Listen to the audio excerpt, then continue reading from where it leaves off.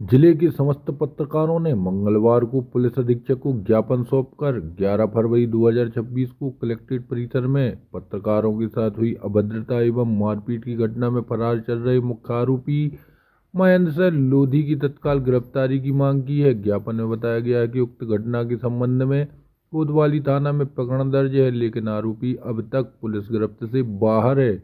आरोप है कि फरार रहने के बावजूद वह सोशल मीडिया के माध्यम से लगातार भड़काऊ, जातिगत, बेमनुष्यता फैलाने वाली एवं सांप्रदायिक सद्भाव बिगाड़ने वाली पोस्ट साझा कर रहा है, जिससे जिले की शांति व्यवस्था पर खतरा उत्पन्न हो रहा है। पत्रकारों ने कहा है कि घटना के बाद भी आरोपी का खुलेआम सोशल मीडिया पर सक्रिय रहना पत्रकार समुदाय में असुरक्षा और रोष की भावना पैदा कर रहा है। उन्होंने मांग की है कि आरोपी की शीघ्र गिरफ्तारी हेतु विशेष टीम गठित की जाए तथा साइबर सेल के माध्यम से उसकी सोशल मीडिया आईडी को तत्काल ब्लॉक कराया जाए। साथ ही भड़काऊ पोस्ट डालने पर आईटी एक्ट सहित अन्य सुसंगत धाराओं में अतिरिक्त कार्रवाई करने की भी मांग की गई है। ज्ञापन में चेतावनी दी गई है कि यदि आरोपी की शीघ्र गिरफ्तारी नहीं हुई तो जिले के पत्रकार कलमबंद आंदोलन करने को मजबूर होंगे। आज हम सभी पत्रकार लोग एकत्रित होकर पुलिस एक घटना हुई थी कलेक्ट्रेट में जो पत्रकारों के साथ अभद्रता हुई थी, मारपीट हुई थी, उस चीज को लेके आए हैं। और जो फेसबुक पे चल रहा है टीका टिप्पणी, जातिगत अपशब्द लिखे जा रहे हैं, उस सभी के विरोध में हम सभी आज एसपी महोदय को ज्ञापन देने आए हैं कि उसकी जांच की जाए और जो भी दोषी हो उस पर कार्रवाई की जाए।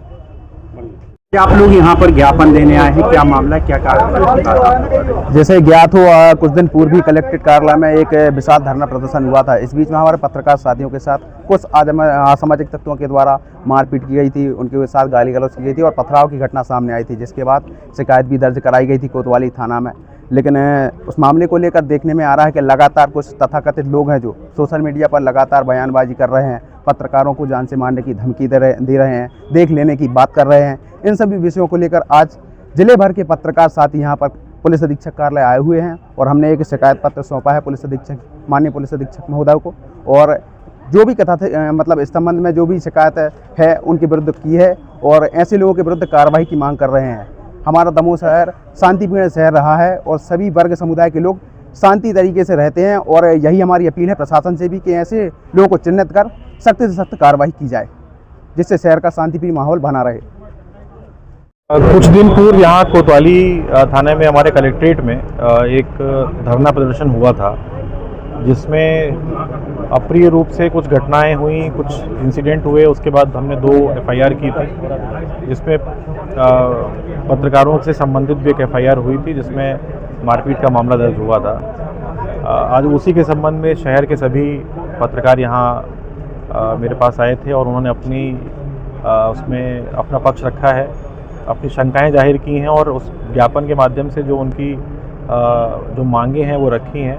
उनका ये कहना है कि उस एफआईआर में जो गिरफ्तारियां हैं उनको पुलिस जल्दी से जल्दी कंप्लीट करवाए और भी जो वैधानिक कदम लेने हैं इस प्रकार के जो इंसिडेंट हो रहे हैं उनको रोकने के लिए, उसके लिए प्रयास किए जाएं। तो मेरी तरफ से सभी को मैंने यही आश्वासन दिया है कि हम वैधानिक रूप से जो कार्रवाई करेंगे वो सही करेंगे।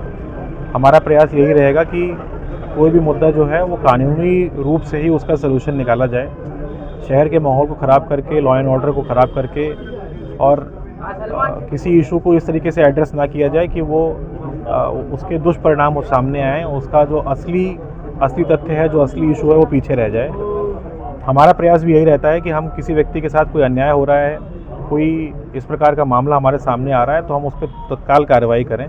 और मेरा ये भी मानना है कि जो ये विषय सामने लाया गया था, अगर उसमें कोई भी व्यक्ति पूरे मामले की तह तक जाएगा तो वो ये जानता है कि पुलिस द्वारा और प्रशासन द्वारा पूरी कार्रवाई कंप्लीट कर ली गई थी, पर उसके बाद भी अनावश्यक रूप से शहर का माहौल ख़राब करने का प्रयास किया गया, जो कि मेरी समझ से गलत है।